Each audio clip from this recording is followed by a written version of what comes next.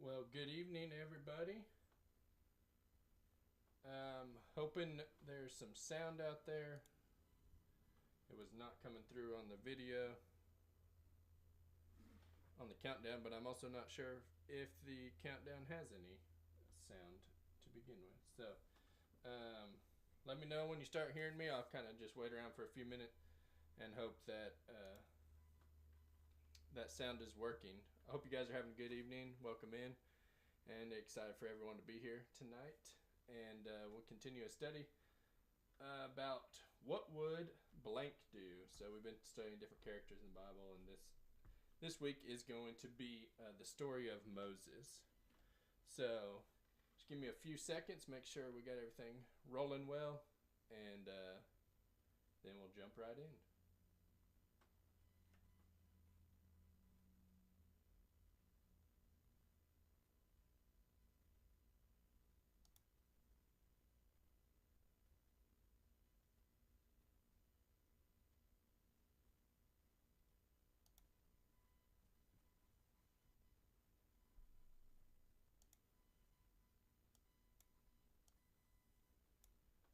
All right, so looking like we don't have any sound, or it is very low. So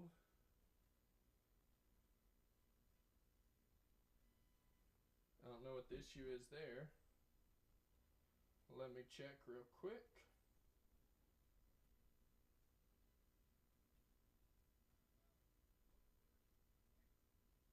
All right, looks like our sound is up and going now. Sorry about that. I guess the countdown did not have any sound. So welcome in, everybody. Glad you're here. Glad you're able to join us tonight. Tonight we're talking about the story of Moses, and so we're continuing this series I've started entitled "What Would Blank Do?" You know that old phrase, "What would Jesus do?" Well, we're going to look at different Bible characters and what they would do in certain situations. And so tonight is Moses. And so, really, in order to understand what Moses would do, we have to know his story. So we're going to do a quick overview, or hopefully fairly quick overview. Moses has a lot of chapters in the Bible dedicated to him, and so we'll try to do a quick overview of his life, and then talk about how he would respond in certain situations, things that he went through, difficulties, and everything like that. So our text tonight, we're going to start in Exodus chapter 2, starting in verse 1, and this is kind of Moses' birth and his time in Midian. And so let's flip over there. I'm one chapter ahead. We'll get there. All right, Exodus 2.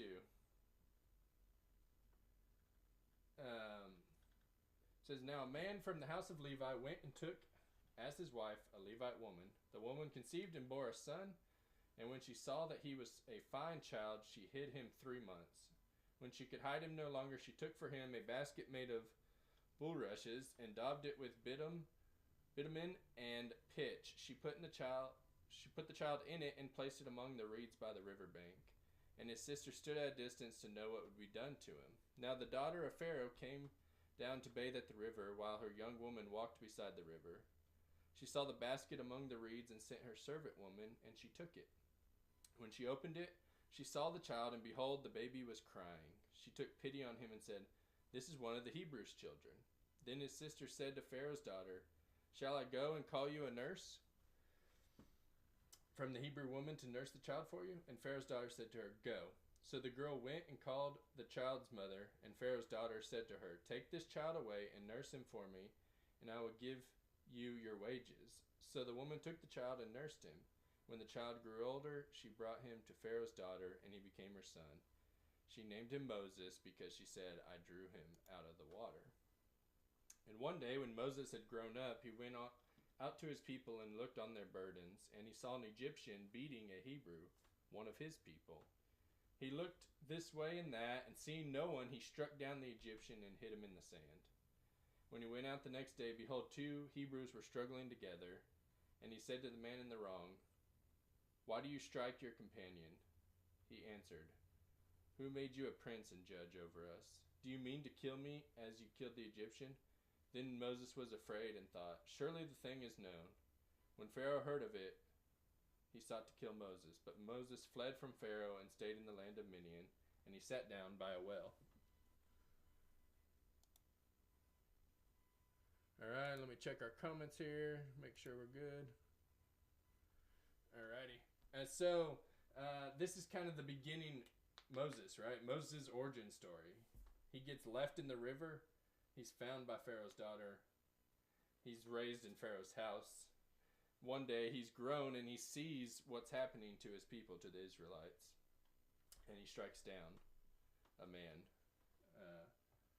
an Egyptian man. All right, just 1 second here.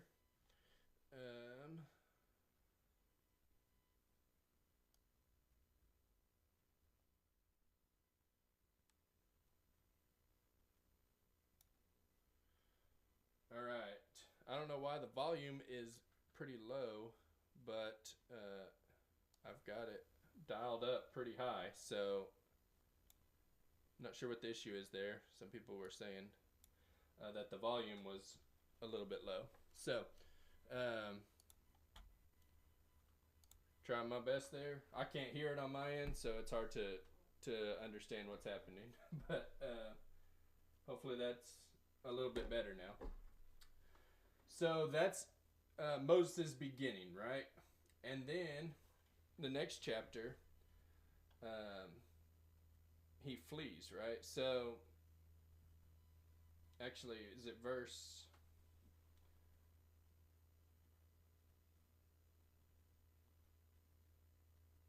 Yeah, that at the end of verse 15 it says, "But Moses fled from Pharaoh and stayed in the land of Midian, and he sat down by a well." So this Egyptian man is struck down, he kills him, and he runs away, right? And so the next part is him in the wilderness in Midian, right? And this is the calling that Moses receives at the burning bush. So we'll flip over there, starting in verse 1. Now Moses was keeping the flock of his father-in-law Jethro, the priest of Midian, and he led his flock to the west side of the wilderness and came to Horeb, the mountain of God, and the angel of the Lord appeared to him in a flame of fire out of the midst of a bush.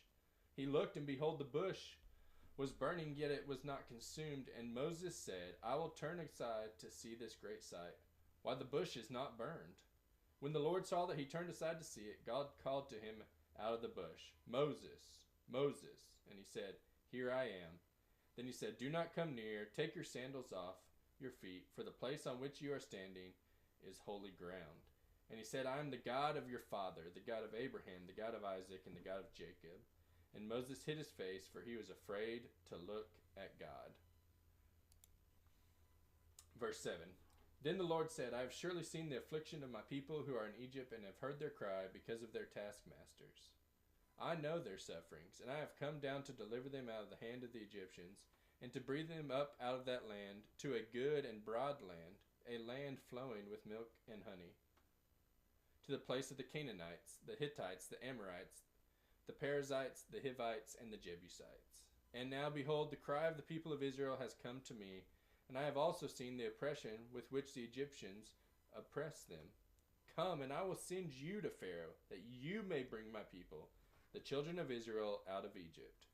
But Moses said to God, "Who am I that I should go to Pharaoh and bring the children of Israel out of Egypt?" He said, "But I will be with you, and this shall be the sign for you, that I have sent you. When you have brought the people out of Egypt, you shall serve God on this mountain." Then Moses said to God, "If I come to the people of Israel and say to them, 'The God of your fathers has sent me to you,' and they ask me, 'What is his name?' what shall I say to them?" And God says to Moses, "I am who I am." And he said, "Say this to the people of Israel, 'I am has sent me to you.'" God also said to Moses, "Say this to the people of Israel, 'The Lord, the God of your fathers, the God of Abraham, the God of Isaac, and the God of Jacob, has sent me to you. This is my name forever, and thus I am to be remembered throughout all generations." All right, so chapter 3, we get this calling at the burning bush, right? We get Moses see this burning bush burning, and he's like, "What's happening? Why is this bush on fire but not igniting. And so he goes over there. God calls him out of it, and he says, "Hey, I need you to do something. I need you to save the people in Israel. You know, the people that you were trying to help in the previous chapter, though a long time has happened in between these chapters. You know, those people that you were trying to help before, they need to be delivered. It is time for you to step in, and I need you to do it." So he has this calling, and he's sent, and he's like trying to make excuses, right? But eventually he says, "This is what you need to go." God says, "This is what you need to do. This is how you need to say it. Now go," right? And so Moses decides to go, right? And then chapter 4, we see these kind of excuses of Moses, right? We see some miraculous signs. He asked God to show him a way to, as a sign that God sent him. And then he also starts making excuses for why he's not qualified. But hopefully by the end of chapter 4, we see that Moses is in fact going to go. All right, so chapter 4. Moses is given this powerful sign, starting verse 1 again. Then Moses answered, "But behold, they will not believe me or listen to my voice, for they will say, 'The Lord did not appear to you.'" Right? They'll make fun of him. "The Lord didn't appear to you." The Lord said to him, "What is that in your hand?" And he said, "A staff." And he said, "Throw it on the ground." So he threw it on the ground, and it became a serpent. And Moses ran from it. But the Lord said to Moses, that would be my reaction too if the snake was on the ground. I'd be like Moses running from it. Sorry, that's just a side note. But the Lord said to Moses, verse 4, "Put out your hand and catch it by the tail." So he put out his hand and caught it, and it became a staff in his hand again, that they may believe that the Lord, the God of their fathers, the God of Abraham, the God of Isaac, and the God of Jacob, has appeared to you. Again the Lord said to him, "Put your hand inside your cloak." And he put his hand inside his cloak, and when he took it out, behold, his hand was leprous like snow. And God said, "Put your hand back in your cloak." So he put his hand back in his cloak, and when he took it out, behold, it was restored like the rest of his flesh. "If they will not believe you," God said, "or listen to you, the first sign, they may believe the latter. If they will not believe even these two signs or listen to your voice, you shall take some water from the Nile and pour it on the dry ground, and the water you shall take from the Nile will become blood on the dry ground." So 3 different signs right there, right? And then Moses says, "Okay, yeah, that's all cool, but my Lord, I'm not eloquent either. Either in the past or now, since you have spoken to your servant. But I am slow of speech and of tongue," right? He's saying maybe he has a lisp. A lot of people believe that. Then the Lord said to him, "Who has made man's mouth? Who makes him mute or deaf or seeing or blind? Is it not I, the Lord? Now therefore go, and I will be with your mouth and teach you what you shall speak." But he said, "Oh my Lord, please send someone else," right? His excuses don't work. He's fine. All right, fine, whatever. Just send somebody else. That's what the root of it is. I want someone else to go. Verse 14. Then the anger of the Lord was kindled against Moses, and he said, "Is there not Aaron your brother the Levite? I know that he can speak well. Behold, he is coming out to meet you, and when he sees you, he will be glad in his heart. You shall speak to him and put the words in his mouth, and I will be with your mouth and with his mouth, and will teach you both what to do. He shall speak for you to the people, and he shall be your mouth, and you shall be as God to him, and to take in your hand this staff with which you shall do the signs." Right? So eventually he said, "All right, I'll let your brother come along with you because he's good at speaking." So Moses kind of taking a lot of convincing here, right? He's saying, "I don't know about that. Okay, give me a sign. Who should I tell? Who should I say sent me? Okay, say it's I am. Well, give me a sign. Okay, I'll give you 3 signs. Well, I'm not really good at speaking. Can you send someone else? No, I'll send your brother with you. You are going to do it," right? The excuses were not good enough, right? When God's calling you to do something, excuses don't matter, right? Qualifications don't matter. We'll talk about that again later. All right, so verse 5. And in verse 5, you get this, Moses is finally going to appeal to Pharaoh, right? He's finally going to go to Pharaoh and speak to him. And so, chapter 5, starting in verse 1. So afterward, Moses and Aaron went and said to Pharaoh, "Thus says the Lord, the God of Israel, let my people go, that they may hold a feast to me in the wilderness." All right. After all this time, I don't know how long it's been, but he's convinced them to go. And Aaron and Moses show up at Pharaoh's door, right? But Pharaoh said, "Who is the Lord that I should obey his voice and let Israel go? I do not know the Lord, and moreover, I will not let Israel go." Then they said, "The God of the Hebrews has met with us. Please let us go a 3 days' journey into the wilderness, that we may sacrifice to the Lord our God, lest he fall upon us with pestilence or with a sword." But the king of Egypt said to them, "Moses and Aaron, why do you take the people away from their work? Get back to your burdens." And Pharaoh said, "Behold, the people of the land are now many, and you make them rest from their burdens." The same day Pharaoh commanded the taskmasters of the people and their foremen, "You shall no longer give the people straw to make the bricks, as in the past. Let them go and gather the straw themselves. But the number of bricks that they made in the past you shall impose on them. You shall by no means reduce it, for they are idle. Therefore they cry, 'Let us go and offer sacrifice to our God.' Let heavier work be laid on the men, that they may labor at it, and pay no regard to lying words."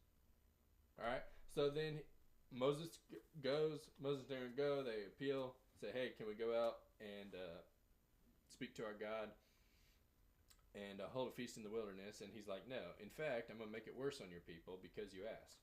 So now they're going to have they have the same amount of work to do, the same amount of bricks to make, and yet they have to gather the straw as well. So it's kind of backfires, right? They're like, "Well, shoot, that wasn't what we were planning, right?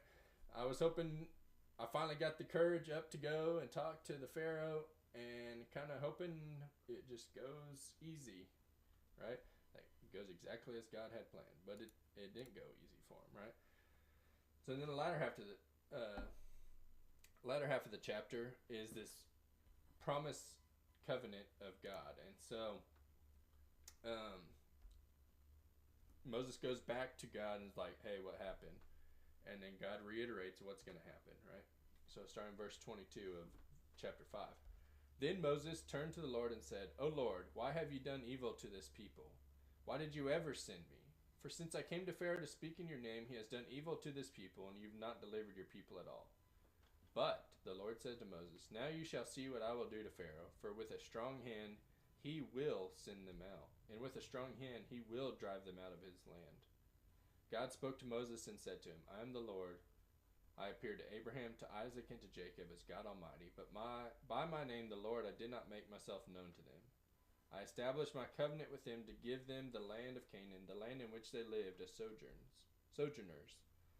Moreover, I have heard the groaning of the people of Israel, whom the Egyptians hold as slaves, and I have remembered my covenant. Say therefore to the people of Israel, I am the Lord, and I will bring you out from under the burdens of the Egyptian, and I will deliver you from slavery to them, and I will redeem you with an outstretched arm and with great acts of judgment.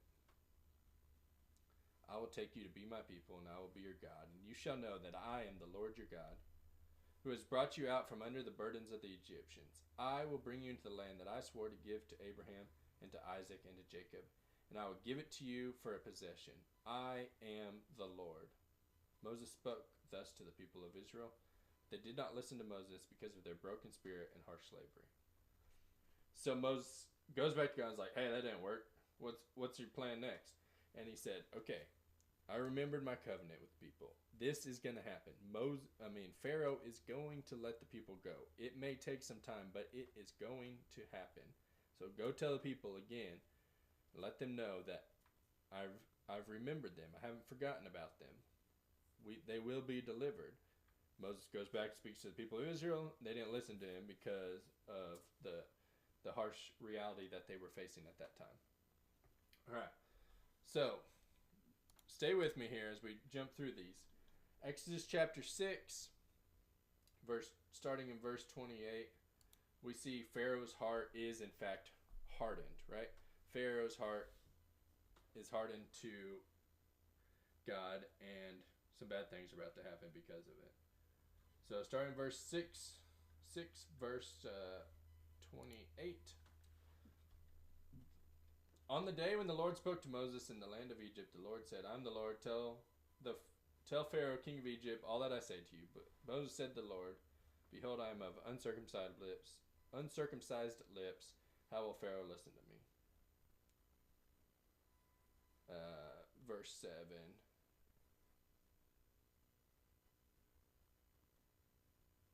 Well, let's just jump down to verse 8 for a second time. Then the Lord said to Moses and Aaron, when Pharaoh says to you, prove yourself by working a miracle, then you shall say to Aaron, take your staff and cast it down before Pharaoh, that it may become a serpent. So Moses and Aaron went to Pharaoh and did just as the Lord commanded. Aaron cast his staff before Pharaoh and his servants, and it became a serpent. Then Pharaoh summoned the wise men and sorcerers, and they, the magicians of Egypt, also did the same by their secret arts. For each man cast down his staff, and they became serpents. But Aaron's staff swallowed up their staffs. And still, this is key, verse 13, Pharaoh's heart was hardened, and he would not listen to them as the Lord had said. Then you see, immediately following that, he's like, okay, your heart's hardened. It ain't going to work. It ain't going to be easy. You're not just going to hand the Israelites over. So now I'm going to send 10 plagues. We're not going to read all the 10 plagues. We're just going to go over those, right? So the first one turns water to blood of the Nile River. Then there's the plague of frogs. There's the plague of gnats. There's the plague of flies, and the death of livestock, and boils, and hail, and locusts, and darkness, and the death of the firstborn. The 10 plagues. And it gets progressively worse. It gets progressively more difficult for Pharaoh as a lot of things are happening to his country. And he still has a hardened heart until finally, at the death of the firstborn, he lets them go. So chapter 14 is where we'll pick that story up. Starting in verse 5. When the king of Egypt was told that the people had fled, the mind of Pharaoh and his servants was changed toward the people, and they said, what is this we have done, that we have let Israel go from serving us? So he made ready his chariot, and took his army with him, and took 600 chosen chariots, and all the other chariots of Egypt, with officers over all of them. And the Lord hardened the heart of Pharaoh, king of Egypt, and he pursued the people of Israel, while the people of Israel were going out defiantly.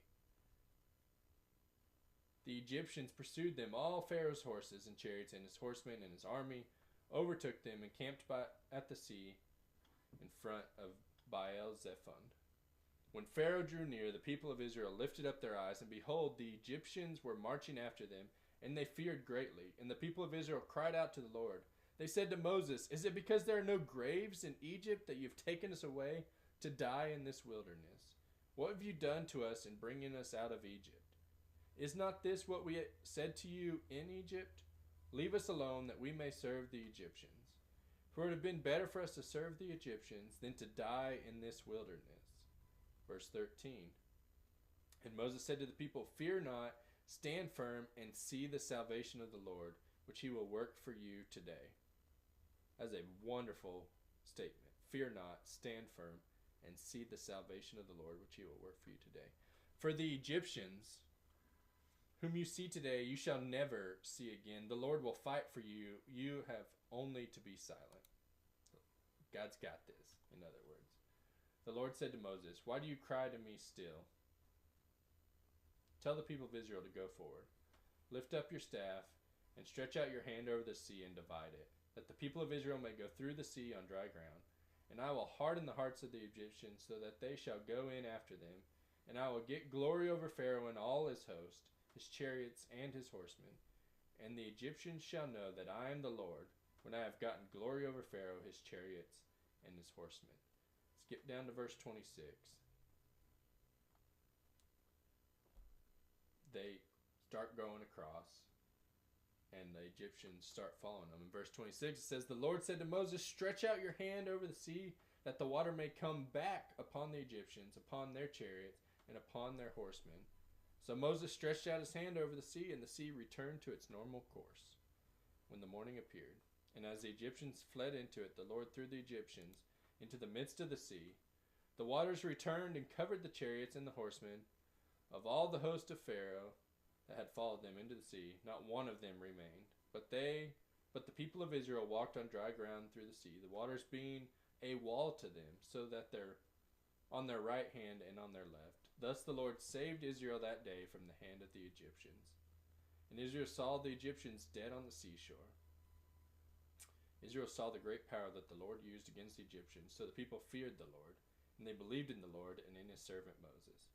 Right? They're finally believing in Moses. They were complaining. Moses parted the sea by the help of God, got them across the other side, and they said, we're saved, we fear God, and we believe in God and in Moses.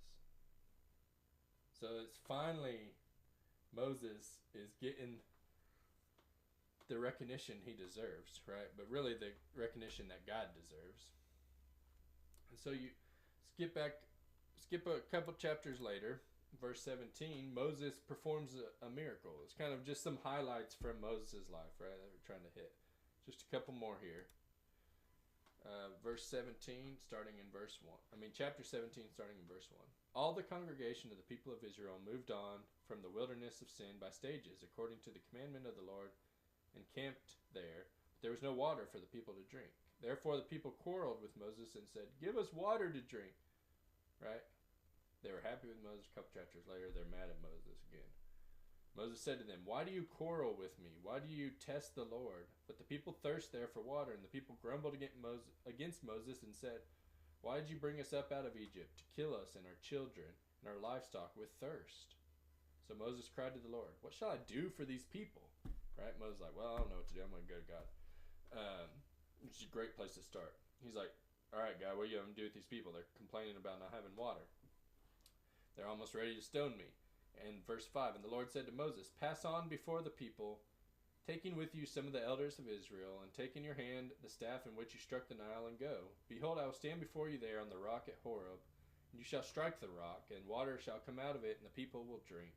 And Moses did so in the sight of the elders of Israel, and he called the name of the place Massah and Meribah, because of the quarreling of the people of Israel, and because they tested the Lord by saying, is the Lord among us or not? So then Moses gets this amazing miracle, right? All right, God, what do I do? Which is a great thing. Moses went to God. That's a good thing to do. And got to be a part of something awesome, right? Bringing water out from the rock. And then you get to chapter 20. And Moses is still leading the people through the wilderness, right? They're going to be there for a long time. And he receives the 10 Commandments from God. And so, verse 1, chapter 20, God spoke all these words, saying, I am the Lord your God, who brought you out of the land of Egypt, out of the house of slavery. First commandment, you shall have no other gods before me. You shall not make for yourself a carved image, or any likeness, or anything that is in heaven above, or that is in the earth beneath, or that is in the water under the earth. You shall not bow down to them or serve them, for the Lord your God, for I, the Lord your God, am a jealous God, visiting the iniquity of the fathers on the children to the third and fourth generation of those who hate me, but showing steadfast love to thousands of those who love me and keep my commands. Verse 7, you shall not take the name of the Lord your God in vain, for the Lord will not hold him guiltless who takes his name in vain. Remember the Sabbath day, keep it holy. 6 days you shall labor and do all your work, but the seventh day is the Sabbath to the Lord your God. On it you shall not do any work, you or your son or daughter or your male servant or your female servant or your livestock or the sojourn who is within your gates. For in 6 days the Lord made heaven and earth, the sea and all that is in them, and rested on the seventh day. Therefore the Lord blessed the Sabbath day and made it holy. Number 6, honor your father and your mother, that your days may be long in the land the Lord your God has given you. 7, you shall not murder. 8, you shall not commit adultery. You shall not steal. You shall not bear false witness against your neighbor. And lastly, you shall not covet your neighbor's house. You shall not covet your neighbor's wife, or his male servant, or his female servant, or his ox, or his donkey, or anything that is your neighbor's. So then he goes over all these 10 commandments, right? God speaking these words to Moses at the top of the mountain. Moses comes down from the mountain, and they are worshiping an idol. The exact thing that God just said for them not to do. And Moses has to again deal with the people of Israel. And so Moses had many other great accomplishments, which we don't have time to read through tonight. But I encourage you to read through them if you get a chance to in the coming weeks. Right? He's credited with writing the first 5 books of the Old Testament, the Bible. That's a pretty cool accomplishment for someone that wasn't well spoken.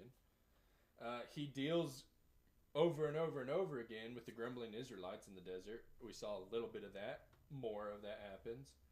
Eventually, he's dealing with their grumbling so much that he has to convince God not to kill them and start all over when they begin to worship idols, right? Immediately following this section of verses and about the 10 Commandments. He eventually oversees the construction of the tabernacle. That's pretty cool, right? The holy place of God, the mobile spot of God, basically, that they took with them. And he advocated for the Israelites over and over and over again when they wanted to get rid of him as their leader. Eventually, they're like, well, we'll just get rid of Moses. We're tired of him. And then he goes to God again, advocates for him again. And so we get to this question, what would Moses do? Moses would do a lot of things, right? Some highlights from the verses we just read. He would kill a man and run away. That would be something Moses would do. Crazy enough, right? This great man of God that we always think about, and he was a murderer. So that's kind of interesting. We'll talk about that again in a second. He would be called by God to lead the Israelites. That is a great accomplishment of his, a great honor of his. Then immediately following that, he would make excuses for why he wasn't the man for the job. He'd murder a guy. He'd be called by God. He'd make excuses. He would go eventually to Pharaoh, right? And demand to let his people go. And he would be courageous and speak to Pharaoh and go before him.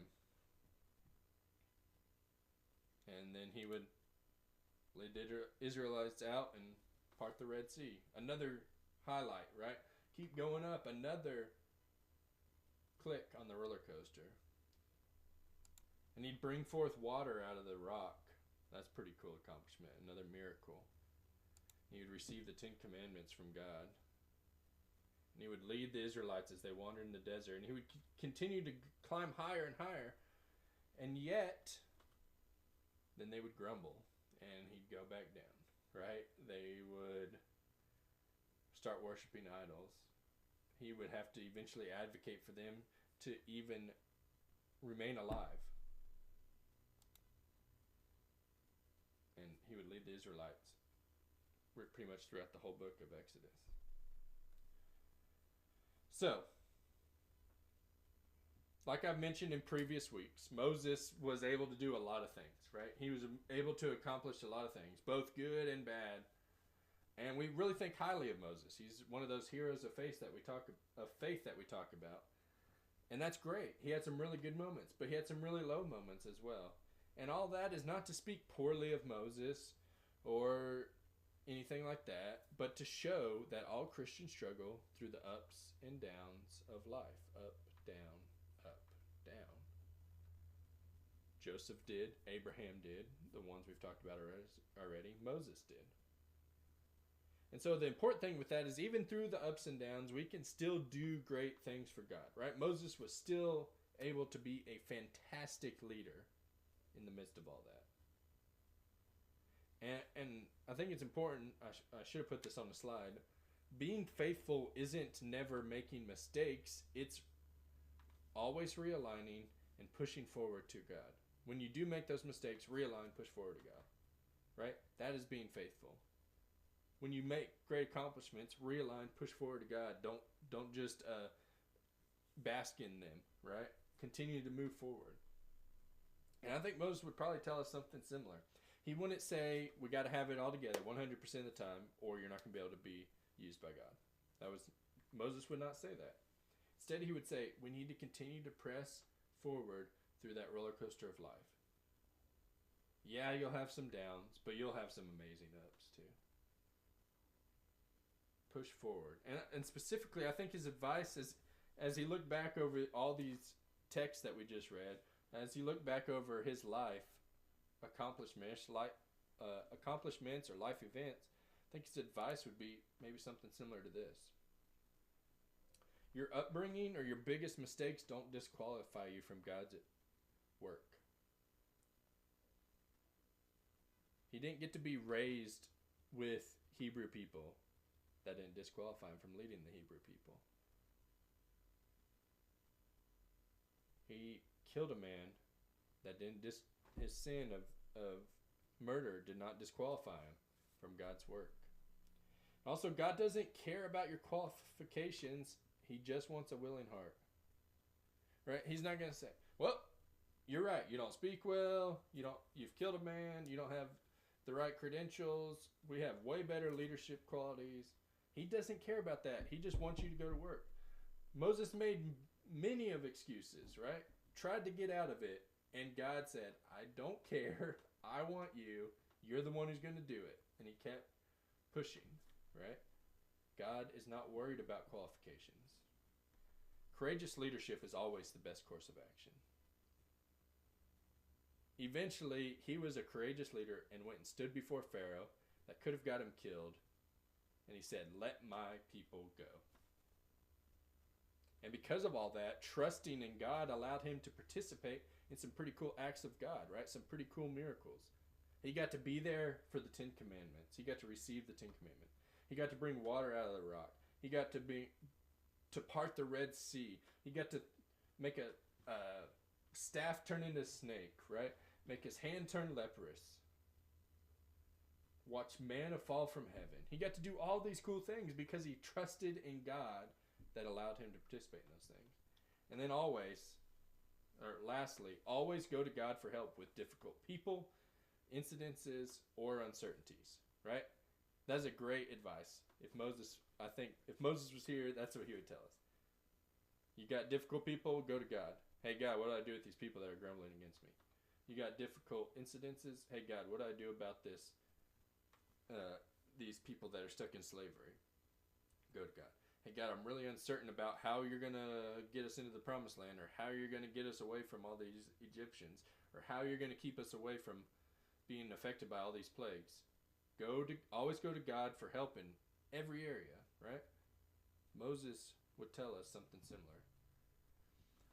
So what Moses would do would be a lot like a lot of us would do. Have ups and downs. Have a navigation through a process of faith, right? And so I hope that this lesson has encouraged you in that you don't always have to be that 100% rock star of faith, right? It's okay to have down days. It's okay to struggle. It's part of your faith journey. It's part of your process of faith. And it was part of the process of faith for Moses and many other biblical characters. And so I think it's okay for it to be part of our process of faith as well. The key there is not to stay in the struggle, right? Or to stay in the reflection of the good accomplishments.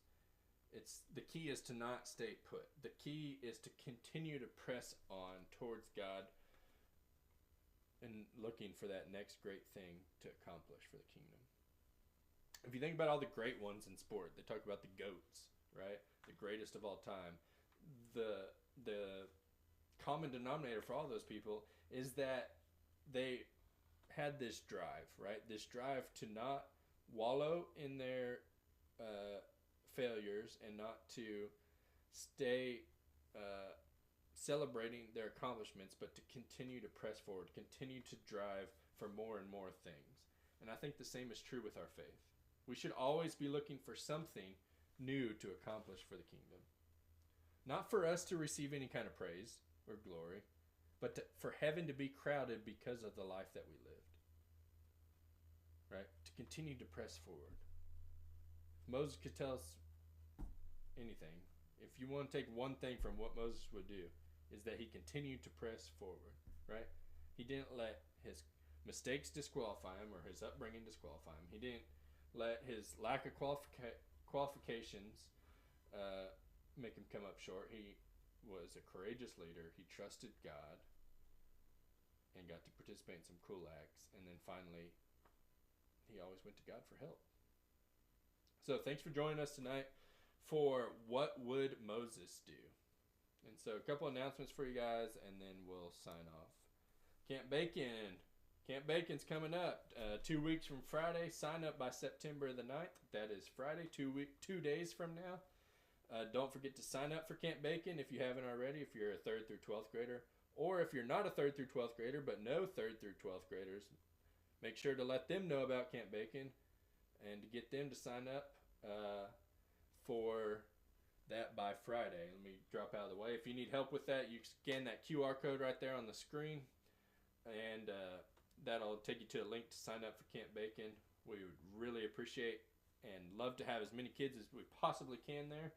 And if you need any questions answered, feel free to give me a call or text. My number's there on the screen as well.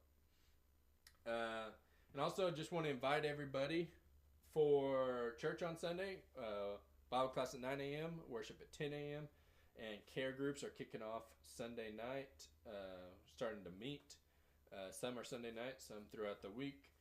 So be sure to find one of those to attend as well. There's a lot of great things happening in the life of the church, and we just want you guys to be a part of it. So come join us however you can, live stream, in person, care group, throughout the community and surrounding communities, whatever it takes for you to meet with God.